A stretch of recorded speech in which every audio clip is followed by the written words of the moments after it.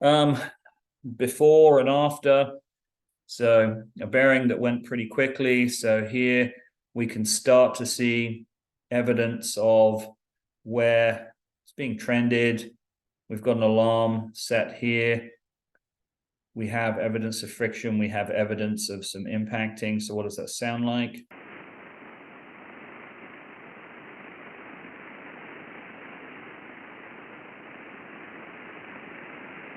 So we already know that we have some noise on this bearing. We know we have some impacts going on, so we're keeping an eye on it. A couple of weeks later, it's got quite dramatically worse. Quite dramatically worse. Lots of impact, lots of noise. So the decision was made to change out that bearing on the next available time the machine was down. And so now we have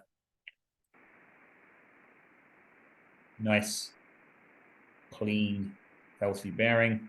Sounds a lot better, looks a lot better. So again, we have the information being provided to us ultrasonically. We can very quickly and easily tell the difference between what is good and what is bad. And we can use some of the additional facilities or features within the software to help us dig down into the root cause of what the problem is.